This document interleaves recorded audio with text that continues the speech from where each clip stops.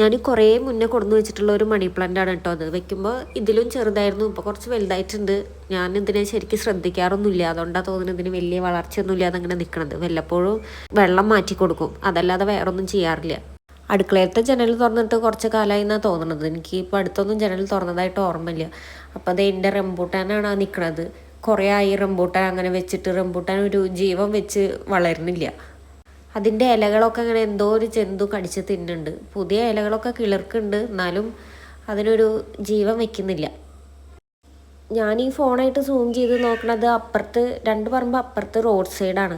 Road side ഇവിടുന്ന് കാണാൻ പറ്റുമെന്ന് നോക്കുകയാണ് കേട്ടോ ഞാൻ സൂം ചെയ്തിട്ട്. പക്ഷേ സൂം ചെയ്ത് എത്തിയത് ആ വീടിൻ്റെ ബാക്കിലേക്കാണ്. കുറച്ച് നേരം അതൊക്കെ നോക്കിയിരുന്നിട്ട് പിന്നെ ഞാൻ ജനലടച്ചുവിട്ടാ. പുറത്ത് ഭയങ്കര കാറ്റാണ്. ഇന്ന് ബിരിയാണി വെക്കാമെന്ന് വിചാരിച്ചിട്ട് ഞാൻ തലേ ദിവസം ചിക്കൻ എടുത്തിട്ട് ഫ്രീസറിൽ നിന്ന് താഴത്തേക്ക് ഇറക്കി വെച്ചിട്ടുണ്ടായിരുന്നു.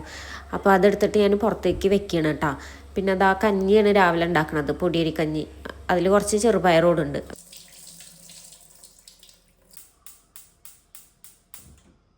കുക്ക് ചെയ്യാൻ വേണ്ടിയിട്ട് എടുത്ത സാധനങ്ങളെല്ലാം ഞാൻ അപ്പം തന്നെ എടുത്ത് അതത് സ്ഥാനത്ത് വെക്കും കേട്ടോ. ഇല്ലെങ്കിൽ ലാസ്റ്റിലേക്ക് എല്ലാം കൂടിയിട്ട് ഒരു പണിയാണ്, ഒന്നും കഴിയാത്ത പോലെ തോന്നും. പിന്നെ ഞാൻ കാപ്പി ഉണ്ടാക്കാൻ വേണ്ടിയിട്ടാണ് വെക്കുന്നത്. ഈ കാലത്ത് ഇന്നും ഇപ്പോൾ ഭയങ്കരമായിട്ട് സൗണ്ടൊക്കെ അടഞ്ഞ് തൊണ്ടയും മൂക്കൊക്കെ വല്ലാത്തൊരു ബുദ്ധിമുട്ടാണ്. കാലത്ത് അപ്പോൾ കുറച്ച് കാപ്പി ഉണ്ടാക്കി ചൂടോടെ കുടിക്കുമ്പോൾ ഒരു സുഖം.